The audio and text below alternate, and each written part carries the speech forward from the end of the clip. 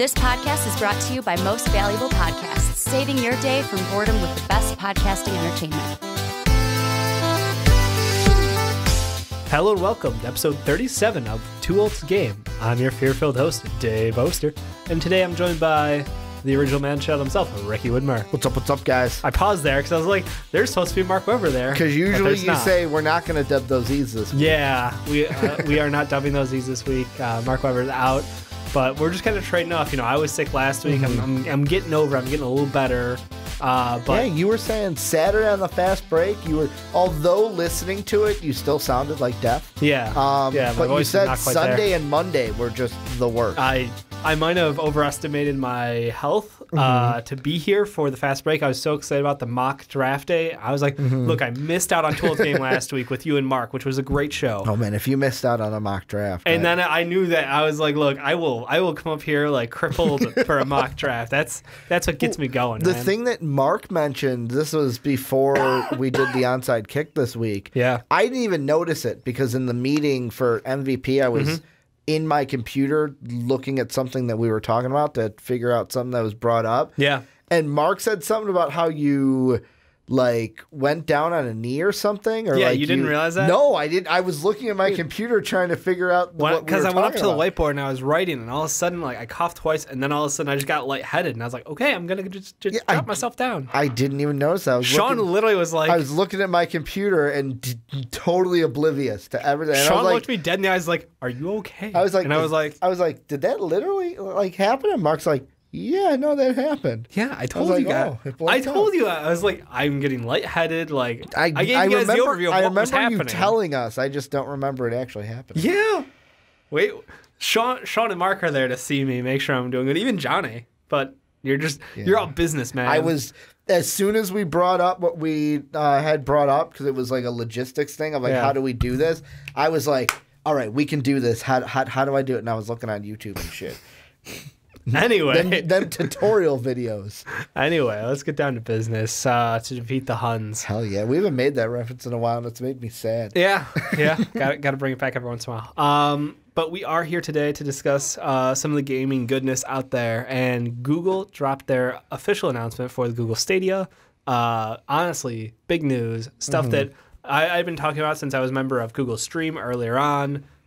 There's just so much positive that could come out of this, and they actually come out with their announcement. They provide some more examples. They do a controller outline of, hey, here's what it's going to look like. Here's the functionality stuff that we've got cool for it, which is specific to Google and their stuff. I'm hyped for it. Like, this to me is, regardless of whether this actually succeeds or not, it is something that pushes everybody else in the gaming area forward. Like, this is, you're going to do it because we're going to do it. So now you all are held accountable. It's kind of like when MacBook went, USB-C is the thing. And we're like, nah, we're not. I like my old USBs, and our other adapters. We're going with that. Like, nuh-uh, we're going to USB-C, and you're going to fucking deal with it, and Donglegate happened. Oh, but guess what?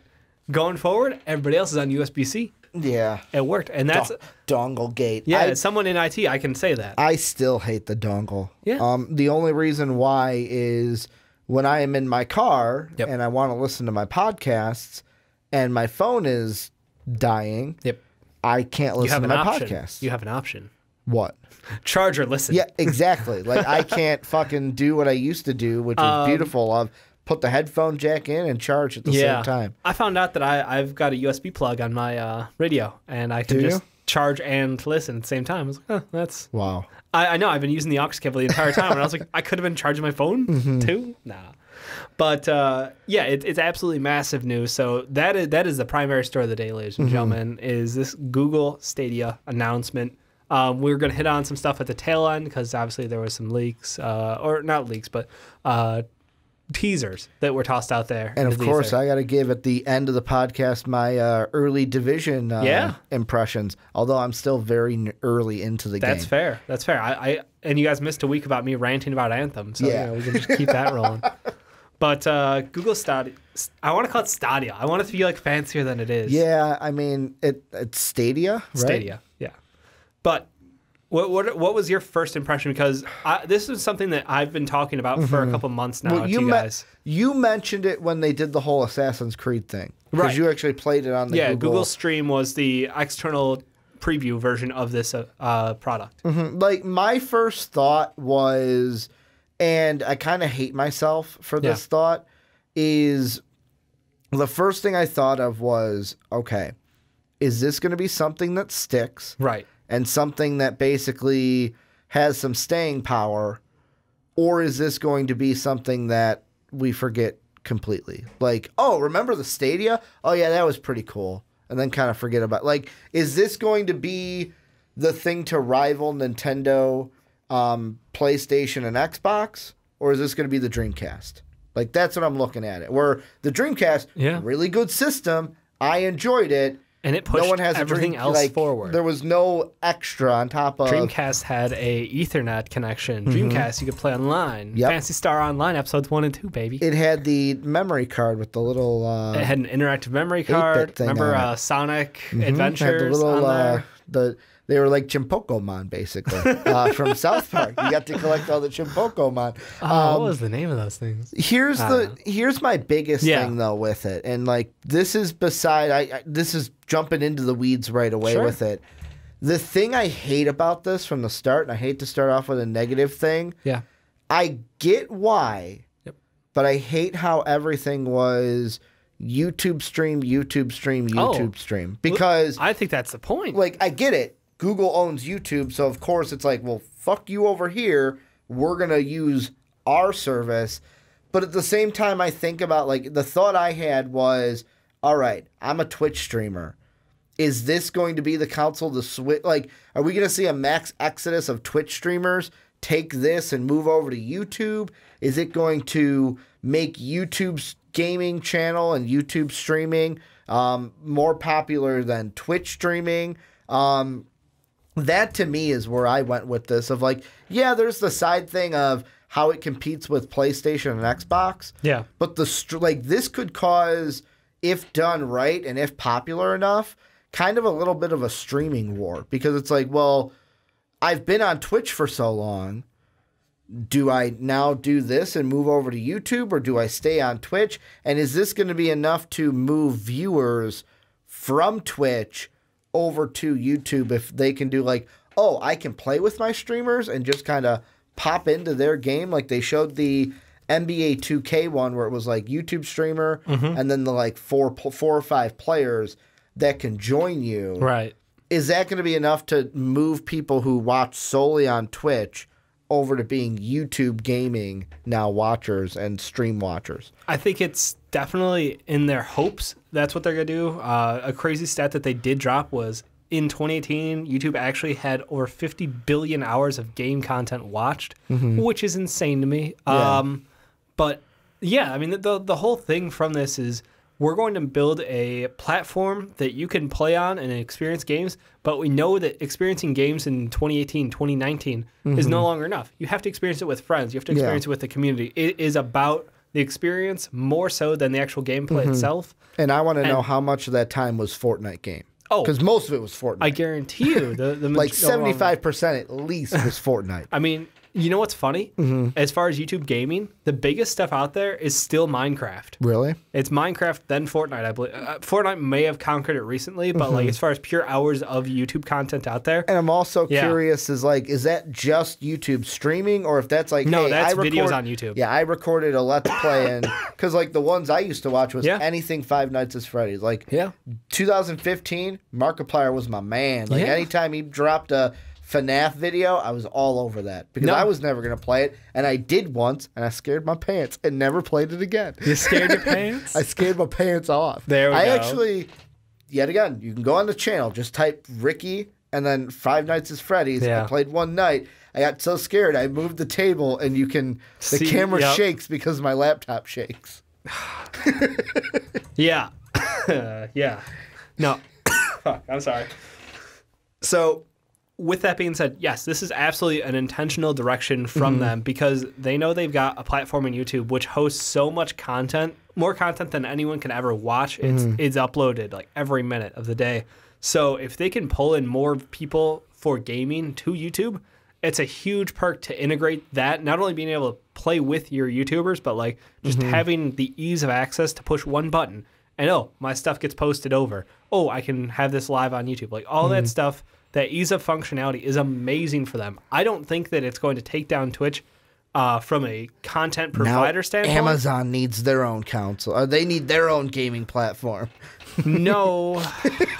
The thing that differentiates it from my standpoint is Twitch has a community built into it, and it's got the monetization built into it, where YouTube doesn't. So because Twitch has the community, has the emojis, has everything set up for their community to be the way it is, and with their mods, they have so much of this infrastructure built out. I don't know that YouTube will ever be able to conquer it, but I do think they're gonna be able to pull some people away. Not a ton, but they are gonna pull some people away because it's a cool feature. Like you said, you saw them being able, oh, I want to play with my streamer, 3 clicks later, you're in and going. Like, there's a level of accessibility there that is awesome. Yeah, and like from another part of it, this was in the part of the presentation where they brought MatPat onto it. And I know MatPat's a guy where he's got his film theory channel, he's got his game theory channel, he's got GT Live where he streams on YouTube. I've always been something, and this is, I know, something we talked about at the MVP meeting, so I'm not going to get too much into that part. But no sneak peeks for them yet. It's like, I've heard Philly D say this so much, is don't put your eggs in one basket. Right. Like, you want the revenue streams to come in from mass different, whether that's YouTube, whether that's Twitch, whether that's Patreon. And part of me thought with this is like, I kind of put it in our situation because gaming and kind of interacting with you guys is something that we have planned down the pipeline that we'd love to do on top of this. And I thought to myself, if you're a channel, do you get this and buy totally into YouTube, or do you go to yourself, well, if I do this, I'm on YouTube gaming and I have basically just like, that's where my stuff is, so that if, God forbid, anything happened to YouTube, my life is like, not life, but like my career that you're trying to build is over. And whereas somebody who's on YouTube and then Twitch, oh, YouTube's gone? Cool, I still got my Twitch stuff over here. Yeah, I mean, it's hard to support, a split lifestyle like that because of the rules in place where you can't stream live to both platforms at once. But I think this is going to be a tool for a lot of people who want to start up something on YouTube. And it's like, hey, if I get this one controller, basically all I have to do is pay for the controller. The service itself is rumored to be free. The games, you're expected to pay full price for still, but like that's not bad. Like you're getting a hell of a deal for basically a free platform to play any game on. And I think that the opportunities that'll open, I think we're going to see a lot of people who are on YouTube who are just like, oh, I'm going to jump on and play some stuff. And like that'll be kind of, I think, the base level buy-in from people. I don't expect to see this taken, over by storm. I think it'll be a 2-week thing when it goes live, and then you'll see it kind of shake down to like, here's where it's really good at, here's where it's really bad at, or the areas where it still needs to improve for functionality. But I think Twitch has such a stronger platform, and YouTube still, like, here's the big thing. YouTube still isn't, like, in the green. Like, as a platform, it is losing money. So this is another way that they can try to pull more money into YouTube by redirecting people to this. So I think that it absolutely, as heavy-handed as they were about mentioning that integration with YouTube, I think that is absolutely their goal. Like, they're just showing you the cards out front. I just wonder, too, where it's like, ideally, what's the... I mean, maybe this is a stupid question, but what's ideally the demographic for this? Because, like, you could easily say, oh, it's anybody on YouTube.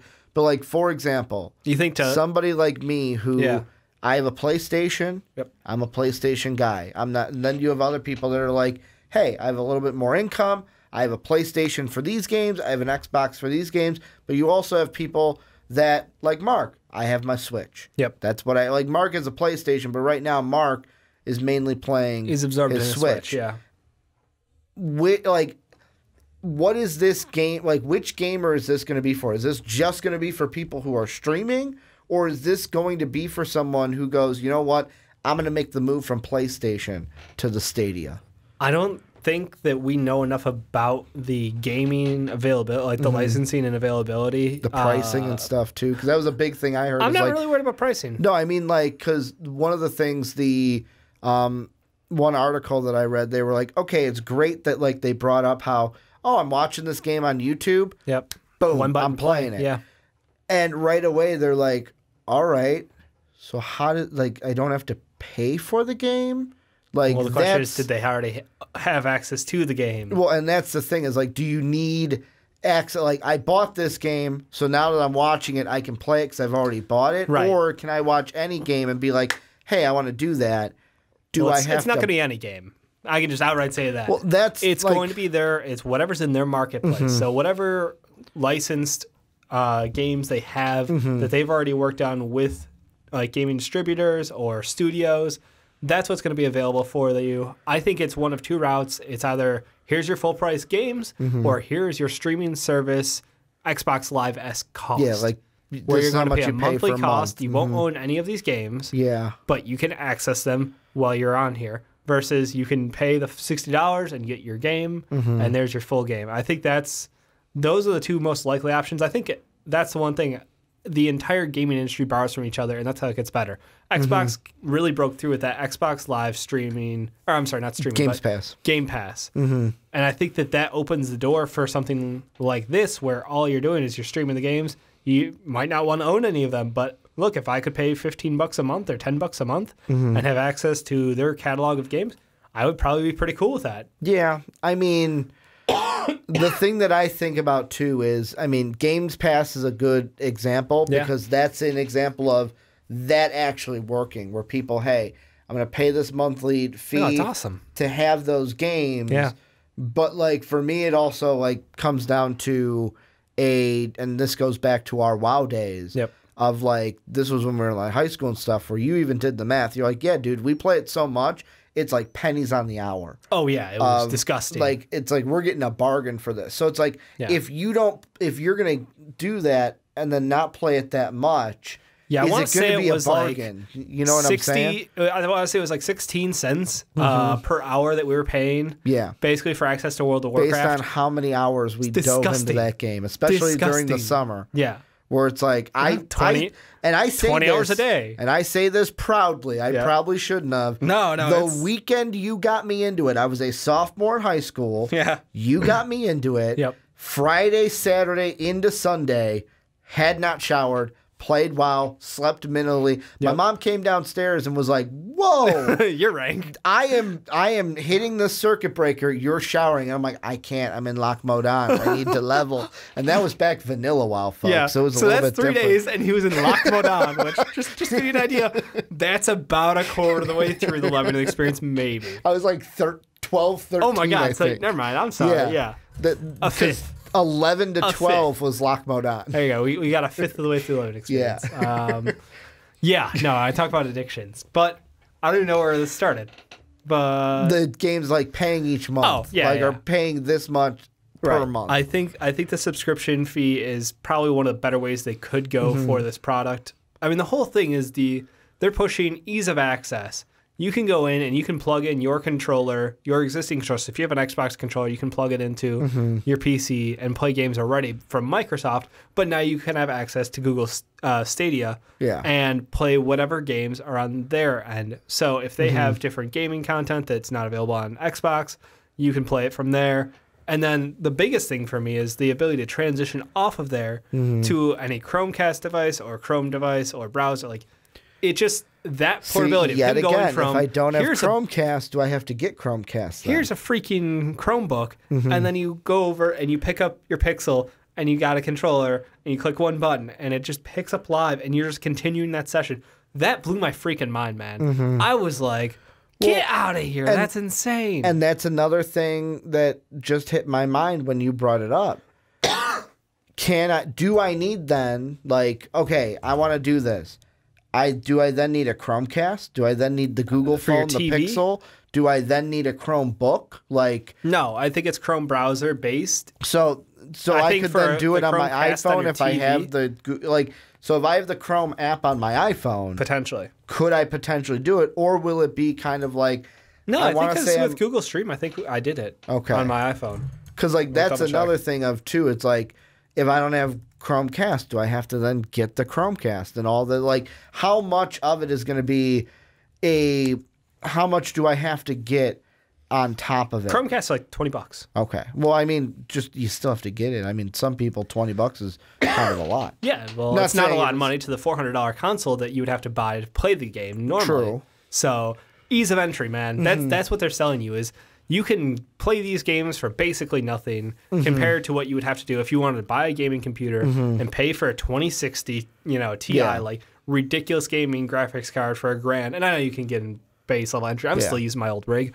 But just for argument's sake, you could build a $1,000 gaming computer. You could have a $500 PS4 Pro, or the PlayStation 5 at release, whatever it's going to be. Like, or you could just buy our controller, pay our service, or whatever that service is going to be, whether it's just for the game itself, and you're in for $30, $60, whatever it is. It also depends what game. Like the thing I liked about it is, and this is to me, I got kind of a indie vibe from it when they kept talking about what developers can do on our system. And the first thing, like I said, I thought, okay, a lot of indie developers, like at the end when they said, hey, we're going to make all of this accessible to you guys, I'm like, okay, indie devs are going to jump in on this. Oh, absolutely. Because why not get your games in front of more people's faces? That's the goal. But in the end, it's the thing that'll also make this worth it is how many of those games, like Assassin's Creed Odyssey, does this have? Like, I know there's going to be, there's Xbox exclusives, PlayStation exclusives. What other big titles also say, hey, we're going to be on PlayStation, Xbox, and the Stadia as well? It sounded like they were going to try to go with most AAA-rated stuff is going to be on there. Okay. So, at base level, I mean, I think the Doom thing was the big one. That was going to be one of their big launch titles. Obviously, they've had Assassin's Creed on there the entire time for Google Stream, as that's been live. But I think their effort is we want to get AAA titles on there. They want to. The coolest thing to me out of this was not only the fact they're pushing the boundaries, but they're saying, game devs, you make your games as big and beautiful as you want to. We're going to have all the hardware, all the back-end processing is going to be done on our stuff. They start talking about the specs from their systems and their servers, and it's ridiculous. And they're like, yep, 4K 60 FPS, no problem. We're going to be looking at doing 8K gaming, hopefully in a year. Like, being able to be a game dev not limited by Xbox limitations, PlayStation limitations, or computer when you're building out, you're like, all right, now if I build this out, like I need to have lower grades of graphics so people without ridiculous computers can have access to this. Otherwise, I'm limiting myself in my marketplace. Google Stadia, not a problem. You can build it as big, crazy, and awesome as you want. Like, stuff like that, I think it's very much for the game developers. And I think that ease of entry, awesome. Like, I don't know if I can be negative about this as a product, other than the fact that, like, if you want to be like, well, if it's a streaming service, you don't own the games really, and I'm like, yeah, that's fine, no big deal. If you buy the games online and it turns out that in a year this goes belly up and Google dies or they kill off their Stadia line, like, yeah, now it was a fun experiment. We're not really loving it though. Like, do you lose your money? Yeah, probably. Are they going to keep the service up for long? I don't know, but like, that's a risk I would be willing to take. I don't think that I'm at the point in time where I don't care if like I don't have the expectation of I bought a game, it's going to be around forever, because people have DRMs on everything. Like, I can't go back and play a game that was online only now that was around in 2012. Yeah. If it's gone, it's gone. The servers kind are of down. Like how, what was it, Marvel Heroes? Servers are dead. You can't play it. No, I mean, there was Darkspore was a game that was like a small, like somewhere between Pokemon and Diablo, and it was a fun game, and servers went down. That was it. It was just... That's the end. The thing that I did like that they said was when they talked about the, like, oh, you're excited for this title and you got to download it. And they're like, well, you don't have to download it. I went straight to Red Dead Redemption. I was like, Red Dead 2? Let me see. Hour download, or hour install. And I was like, Or I click play. That's a toughie. Yeah, I mean, to me, I'm a little bit more like, it seems like you're all in, really excited, which is great. Where's the downside? Is my question. To me, I am more on the skeptical side where it's like, it's not like I see like, oh, this is a glaring problem. This is a glaring problem. I'm sitting there going, okay, this sounds too good to be true. Totally. And the thing that like I also kind of wonder is like we talk about games of services like Anthem, Division. One of the big things is when they do launch and we got all these people coming in, the Division didn't have this much of a problem, but I know like Anthem did where it was like, oh, shoot. We got an influx of people, servers crashing, and they didn't actually have too bad of a problem with that. Different, like, and I'm not saying like exactly like they, but like there are like WoW launch day, where it's like every wow, time you have well, a new I got fucking kicked game. out. Yeah, no, it's garbage. But no, that will be a good question to see how it can launch. Like and I know when it actually goes live and everyone goes in, because Mark also brought up a great point of like. If I'm in a rural area and I don't have great internet connection, they're talking. I think 25 down should get you 1080p, and I think for 4K they were looking at 35. Okay. So stuff that even I can get, and I'm paying like absolute garbage for AT&T. Yeah, internet. but like Mark's talking more about further like rural. Further I get it. We're in rural. burbs. Like, we're still by the city of Chicago. Yeah, we're burbs. Yeah, that's what I said. But like if I'm way up in like Idaho. Hey, might not be for everybody.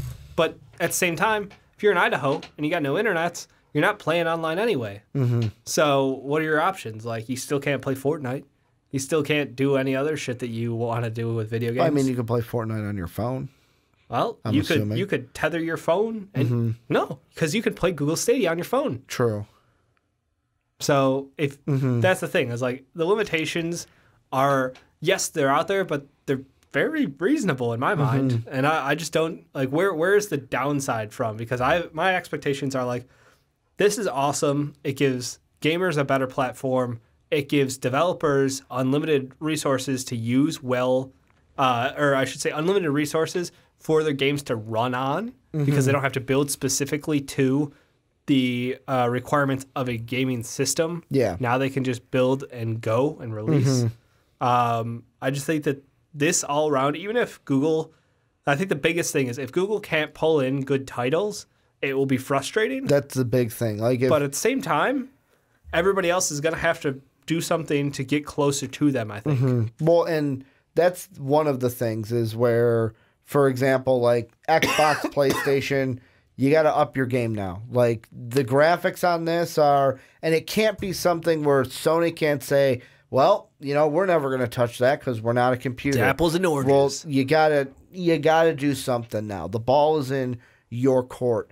And I already think that Sony's already thinking about the next stage. I think everybody's already been in next gen for a couple months now. I think that's why we're not getting an E3 from Sony. Is that I think they're going to take the year off and then next year, boom, here we go, PlayStation 5. But this could have been.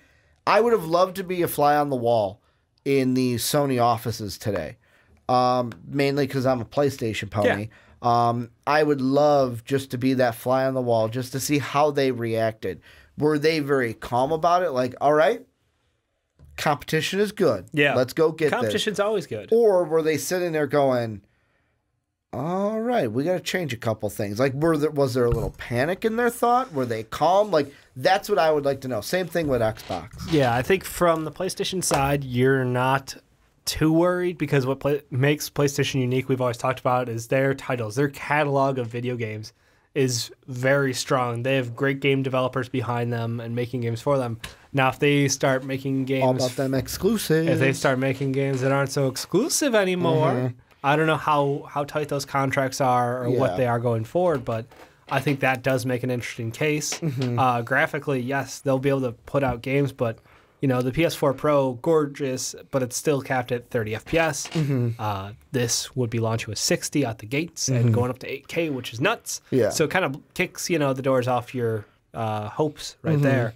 I think Xbox should be happy though, because this is the next iteration of what they were already building towards in my mind. They were talking about the digital only version of their Xbox console that we were coming out with, So I think the Spectre. I think the next possible thing would be this: you don't even have the game on your system. You're just playing off the stream. This is exactly the next iteration that we're hoping for. I think they're in line, and I think Microsoft is right in line to continue on with this. And this also goes to the numerous gaming podcasts that I listen to. Yeah, all of them kind of mention the all digital future. And Correct. like one of them I was listening to, a fan actually wrote in, was like, how far out do you think we are from an all digital future? And at that time, they were like, well, I think we're still a ways. Although it's like, the podcaster was like, I can't wait until we're in all digital. He's like, I can't wait until I don't have to stare at this game collecting dust. But then there's PC already is there. So that's the thing. To where there's other people who are like, well, I like to buy it, and it's a collector's thing. I like to put it on the shelf and make it look pretty. Where this kind of goes and just says, no, this is the all digital future. Yeah. Like, I think fuck buying a CD, like screw even having a actual console. Like you're not even gonna have to buy the hardware for this. That's the coolest thing about it is it removes the most critical piece and the most expensive piece out of the equation. I think all digital is already here. People have a choice right now because you can go all digital on a computer. Yeah, when they say all digital future, we're talking about when physical copies are completely extinct. I don't think that's ever going to happen. We talked about this with Mark. People still make freaking 8-tracks and cassette tapes. There was a thing on the one website, Knockaround. They sell sunglasses. Yeah. They did a dual release with Weezer, and they launched theirs. It was special Weezer edition sunglasses with a cassette tape. Like, you're never going to get rid of it. I'm sorry. Someone's still making these things. Someone's still making VHS tapes. Yeah. So, never going away. So all digital from that standpoint, if you mean it, they will cease to make physical copies. Never going to happen. Well, is it then then just going to be you can be entirely digital on your computer and never buy a single copy of a single game physically. But you're never going to have a problem. But I don't see the cassette thing. I don't see that as like a practical thing. That's more of like hey, we're doing this deal. Here's some nostalgia for you. Oh, if you go, they are re-releasing records. Yeah. Records are huge again. New releases of records because people want to pay money for that because it's a special thing for them. It's a special connection. It's not just clicking through Pandora or Spotify. Like, you can go grab a record off the shelf and it's just street cred at this point. You hear that little crackle. You hear the grooves, you hear the crackle, you hear the recording studio, you get the better audio quality. The thing about them streaming music is it's all too crystal clear. You need to hear that little bit of scratch from the record. You don't get the true audio quality, man. Audio heads in here, I need to listen to my Jethro Tull with a little bit of that crackle in the record. You know when that scratch was made? I bumped a Bud Light off my chair in '74, but that was during the Dallas game. We took Dallas to overtime. I want to know how many people watching actually know who Jethro Tull is. About 6 of them, maybe. And what instrument he is famous for maybe playing. 2. Yeah, maybe 2. Exactly. But yeah, I mean that's without using Google, by the way. Not Don't possible. Google it. You can't Google. You can't not Google. The point is that there will always be an essential connection with the physical copy. Yeah. But we're already at the point where you don't need it. You can already have on PlayStation, on Xbox, you can already get digital only. You don't have to worry about it. It's the cap is your hard drive space today. Especially for the consoles. On PCs, it's super easy to add. Especially with the cloud now, where it's like, hey, I'm done with this game, delete it off my hard drive. All my save games, I'm going to put up to the cloud, delete those off my system. Totally. And then if I ever go back to it, I have You can pull it back down, and it's about an afternoon to get it back, and then there you go. You play the game again. But the thing with this is no downtime. Yeah. Click on it, and you play it in 5 seconds. How cool is that? To see, literally it was click, play, 5 seconds later, you're in-game. No, and that's the thing where it's like I'm sitting here and it's not like I'm sitting here saying there's so many negatives about this. I'm just skeptical about is it what are we going to get when it's actually here? Right. And that's if we get it and it's great, that's phenomenal. Is this just going to be something we look at and go, man, remember when the Stadia came out and it's we look at it and it's yeah, but without that, PlayStation and Xbox wouldn't have stepped up their game. Is it going to be that? Is it going to be something that sticks? only time will tell. I can't wait to see how it plays out. But I will say I'm skeptic about it to see what its life is when it actually comes out. Do you think the biggest thing it hinges on is its catalog? Exactly. Like that to me, because right now, just think of the Xbox PlayStation. The main thing that PlayStation has going for it is the exclusives. And the big thing that Microsoft had to do to try to pull people back in is games for everyone, where the whole kind of thing that they're going with now is we don't care where you're playing. We want to put games in front of you. That's why we came out with Game Pass. You give this, we are giving you the games. We're getting these games in front of you. You want to cross-play with your friend on Nintendo for Fortnite? We don't care. We want gamers to interact with gamers. And it kind of made Sony look like, no, we're all over here kind of being greedy to ourselves. And I mean, this is going to be total. To me, the number one thing is what games are going to be on this. Yeah. Because if it's a small market and then a bunch of indie, it's probably just going to be like, this cannot be just an indie system in my mind. It can't just be like, it's got Ubisoft and indies. Yeah. No, I agree. I think they have to bring some actual quality to it. My wonder is, could this become almost a crossover between Steam and the actual like console world, where you have those indie creators who can submit their games, but also you're able to pull in some of those bigger titles. Yeah. And I think that's another thing. What's their store going to look like? That brings it very interesting questions, man. So I'm overly hyped for it, but that's the nature of me. I mean, I want to go in there and I want it to be everything it can be, because they're promising me the future of gaming, and I'm sold on it. I've been sold on it since they gave me the early access to take a peek at Google Stream. So I'm super hyped. As more details come out, I'm sure we'll be coming back to this topic. Yeah. But the big thing is it's releasing later this year, and we're going to have titles available coming up pretty soon. And the one thing I will say, and maybe this is me fitting into the title of our podcast. Yeah. I mean, is it cool that you can switch from screen to screen? Yes. But like, for example, Assassin's Creed, the whole thing where he's playing on the controller and he's got the phone, like, yeah, it looks cool. But like for me, I'm the type of person where it's like, if I'm going to play a game like Assassin's Creed, I don't want to play it on this little dinky iPhone screen. I want to play it on my fucking big TV and sit at home kind of a thing. Well, you can still do that. Yeah. You would transfer from your computer. Most people don't have their computer and their TV about 4 feet apart, Yeah. That's their studio, their office isn't necessarily also their living room. Yeah, no, so everything for me you do is have in a one unique kind of setup. It is a studio space for you. Not everyone will have that. I have my office upstairs. Yeah. I've got my living room downstairs. I even in my bedroom, like if I want to keep playing video games when I go to bed, for me, that appeals because I've got the different, like, I exist in different spaces in my house at different times for different reasons. And to have that flexibility of, like, I want to play, but I really don't want to get up right now. Oh, I could just grab my controller and be on. Like, that, to me, it's pretty cool. I think it opens up opportunities for more people. That's all it comes down to. So, hyped. We'll keep the details coming as time goes on.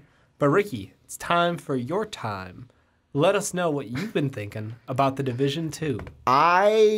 So going in, I was very not skeptical. I didn't know what I was getting myself into. Never played The Division 1. But we got pretty hyped from the trailers at E3 last year for Division 2. I did. And the thing I will say is my favorite part is the world is just absolutely beautiful. Absolutely beautiful world. To me, I haven't had any of the issues. Now, just so you guys know, I played I got the standard version. So I didn't get the ultimate or gold. I didn't get the early access by 2 days. I started on that Friday, the 15th, like everyone else. This past week was a little bit rough. Didn't get to play so far this week as much as I wanted to. I just got to level 4 today as we were right before we started the podcast. And for me, beautiful. It's one of the things compared to Anthem that I hear, because Anthem I've only played one mission, and the reason why I download it, because Mark's like, why did you even put it in. Yeah. If you're going to buy the Division, I was like, well, I'll play the Division by myself. But then if Dave's like, hey, I'm on, want to play Anthem, I got Anthem plugged in. Isn't the Division also a multiplayer game, though? Like it is. It's the same core essential, so why do you think that's a solo game?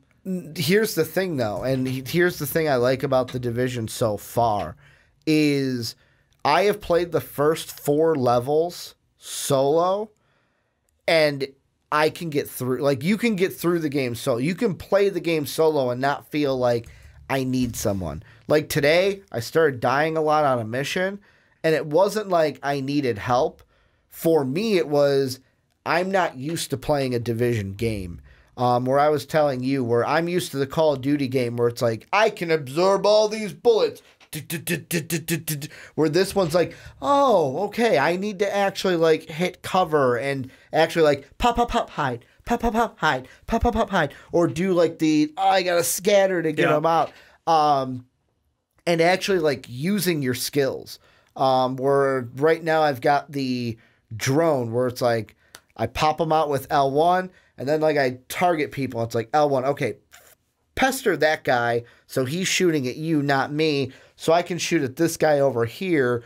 Or if it's just like, hey, that guy's a guy with armor, I need you on him so he shoots at you so I can shoot at him continuously, chip away at that armor without getting murdered. Yeah, without him shooting back at me. And that's the thing where I can't wait to unlock more of those skills and kind of piece them together. Because the one I have for my right trigger just like sends out like an EMP. Yeah. And it tells me where enemies are around me. I'm not going to use it. It's useless to me because like the enemies for me are so far away. Yeah. To where it's like I'm a guy where I'm going to sit across the map and just kind of pick and pop you. Except for those brawlers that come up and they're like, and they're running at you all Great crazy. Impression. Yeah, them hyenas are crazy, man. And the thing I can't wait for is because I've, of course, listened to other podcasts where each kind of group, where I guess it's the hyenas right now, then the militia, where the thing that's going to be interesting about them, I hear, is they will actually try to flank behind you. So it's like you'll be sitting there, it's like, okay, I'm shooting. Oh, wait. They're running this way. Where are they going? Oh, they're trying to get behind me so that they can flank me. And then I guess the end game, it's called the Black Tusk, is the group that you will meet there. So it's like I can't wait to do it. I have already said I am going to create a clan on – I don't know if anyone's going to join. I don't even know if – I think Jake, I know, plays the Division. But if anyone plays the Division, I'd love to clan up with you guys and have kind of a little too old to game MVP type of clan. But that's the next step for me is trying to play with other people. Because right now I'm just kind of like a lone wolf trying to save DC all on my own.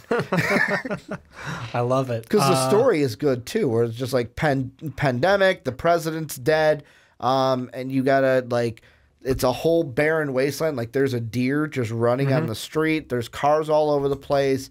And the actual mission places are like the actual like museums and libraries and stuff in DC. Yeah. And they tried to make it exactly what it looks like in real life. Like taking pictures, talking to like, I guess they talked to like the, if there was an emergency, like the group that like deals with evacuations, like, okay, what would be the exact procedure so we can make it as real as possible in our game? It's pretty cool. No, it's emergency services. Yeah. It's pretty freaking cool. And I am enjoying it. I can't wait to play more, and hopefully I'm level 30 by the next time I talk to you, which I probably won't, but I would love to be max level in the end game. Super ambitious. Taking a couple of days off work then, From what I heard, it takes about 24 to 27 hours to get to the end game. That's not too bad. So about a day. Not too bad, yeah. But the loot is insane. Like, I hear the problem with Anthem is not enough loot. One of them. This is way too much loot. I mean, so Anthem, just to give you some counterbalance to that, you know, it's Have so they fixed anything?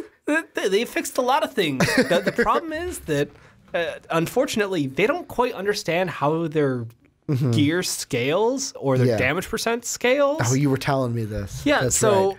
There was a Redditor who came out the other day and brought it up and was like, hey, so did you know that whole power level thing doesn't really mean a lot in that corner? It takes your average power level from different items, balances it out, and that kind of gives you the percentage. Turns out that percentage is actually directly applied as your modifier. But if you don't wear any other pieces of gear other than a legendary weapon, then that is the only level that they have available. And it's not it wasn't the total, it was just the average number. So your average number was legendary.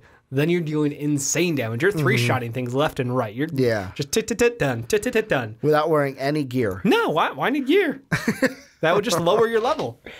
So they fixed that. The next patch had it so it's balancing amongst the divided by 11 or however many pieces of gear you have. It's a lot of frustration that they don't even understand how their own gear scales. They don't understand the weapon scaling. They don't understand a lot of it's like they don't understand how a looter shooter MMO works. It's a lot of frustrating. It's a lot of frustrating. Like World of Warcraft, and I know everything kind of comes back to World of Warcraft in this show, but it's the one that did it right. Well, no, because it's the baseline is like even they were like, hey, we're pretty sure this is how this is going to work, and there'll be some unexpected like, oh, that multiplied instead of doing like an additive percentage, it multiplied by that percentage. Okay, we tweaked that. That's a hotfix. It's done. They also had problems too of like, oh, this isn't dropping enough, or whoa, this drops way too much. They had the loot day patch, which was awesome for about 3 hours for people who got on and played and were like, oh my god, this game's so much fun. There's loot now. And they're like, oh no, that was a mistake. You're like, really? Because you should have just kind of shrugged them and like, glad you guys liked our change. Yeah, I heard about that. Now you're getting loot and at a reasonable rate. And they took it back. So yeah, I think that it feels like Anthem, and again, I hate saying it, this game was A, not ready. B, I don't think that I think the devs are trying very hard to make the game, but I don't think that they quite understand what the community wants out of the game. I don't think those are aligned, which is the problem. Like, I feel like the devs are trying to make one game and the community wants to play another. So it's a little bit conflicting, and I don't know whether that's coming from like, hey, we want to make sure that, whether it's the store is still important, whether it's whatever their incentives are. It seems like there's a conflict there on things not aligning. So it's a little disappointing. I still enjoy the actual gameplay itself. It's missing enough that I don't want to play it constantly, which is a lot because like I have a very addictive gaming. For your game. I have a very addictive gaming like attachment. So if I like a game, I'm in that thing. You're more than welcome to come save DC with me, Dave. I might have to do it. Well, that's the funny thing is like, when I get into something, put that patch on, Dave. We'll be agents of the division together. I burn hot and I burn out. Like I go fucking like full in, and then I will just stop playing. I will die one day, and that's it. Like the one. So it hasn't gotten to me, and that's what kills me. Like I wanted to love you, and you fucking sucked, and it's really disappointing. Well, because we all wanted to be Iron Man. I enjoy like or that's a funny thing. Or Warmonger, Ironmonger, Warmonger, the Hulkbuster, basically. I played as obviously all of them, but like I really enjoyed the Intercept. Was that it? The Intercept was the first one, and I was having fun. I was all quick and slide, and I was all like, ooh, I can do all these barrel rolls, and my it reminded you of Warframe. It did, and then I was like, I'd just rather play Warframe at that point. More options. There's like a ton more options and customization over there, but. I went over to pick the Colossus, and I was like, okay, being the big boy is kind of fun. So I've been playing as the Colossus since, and it's super enjoyable. When we played, was it the beta that we played? Yeah. I had the Colossus, and I colored it as the Hulkbuster. You did. But yeah, flamethrower and the shield bash, it's a ton of fun. Like, the actual gameplay itself, pretty fun. The one thing that I do want to hit on back and forth between Division and Anthem is, I know a lot of the criticism about Division, the original Division, was that by the time everybody hit endgame, it was like this is your build path. Everybody is cookie cutter. Yeah. Like right now in Division 2, I'm hearing it's a ton of fun because there is no cookie cutter yet. No. So everybody's doing their own thing with wacky builds, and it feels fun. You've got all your different projects, your different mods that you can put on stuff. And then like, for me, I'm not that far into it yet, but like it seems like you can kind of go your own way, especially like with the skills early on, the people that tried it like and got to play it like early on, were saying that it kind of seemed like the skills were going to be like, oh, You get this one. I know that was a nasty kind of gurgle. Yeah, it's like my Ricky. throat. It was like what just came up from your like lower gut? It was a talking. It came from my chest area. It sounded lower. No, it was like it was a talking burp. Okay. When you talk as much as I do, like that's true. It's got to find ways to come out. I'd rather come out the attic than the basement. Though. There you go. But for me, it's just. Where was I going with the division? I completely got off track. You're only a couple hours in. Lots of customization, though. Lots of customization. No, totally forgot where I was going with that one. But the hope is that there will always be that ability to go your own way. Oh, that was it. So I was singing the song. That's go why. Your own way. Where early on they were like, okay, we only had the right trigger, and it seemed like the left trigger, like the second power, you'd have to pay for it. Not like money, but like the SD or the something like S-Tech points that they have.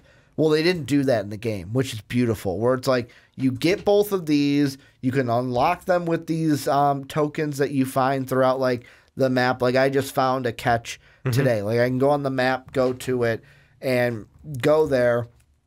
And for me, it's like that is great having those both powers that I can or those skills that I can kind of interchange, where one's kind of like a special grenade that you can use. It's like a rubber grenade. There's a chem launcher that you can do. Yeah. And then on top of it, it's like, okay, so the drone is one, but then it has 4 different options. Like I chose the one where it sticks on you like a machine gun. But there's another one where it's like, oh, it's a healing drone. Yeah. Then there's another one where it's like, okay, I'm going to pick this point and this point, and it's basically going to carpet bomb that area. So it's like there's 4 options per separate one that you can kind of pick from. And the first one's the cheapest. Yeah. And I think it's 1 point to unlock the first one.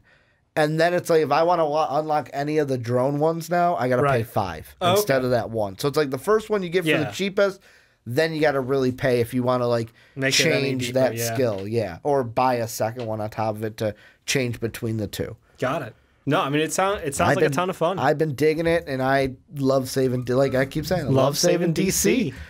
I think that's a perfect note. Of the division. I think that's a perfect note to end on this week for Tool to Game. Thank you so much for joining us this week. We appreciate it. If you want to check us out on iTunes, rate us 5 stars. That would be much appreciated. And you can always head over to Patreon and hit that $10 tier. You will be joining us on an episode of Tool to Game or any other MVP show that you want to be. If you're watching Tool to Game, I would appreciate you on here. Yeah. And and we will be actually updating Patreon with some new tiers, some new stuff, make things super attractive for you guys. Always trying to give back to you. So again, thank you so much. We'll catch you next time.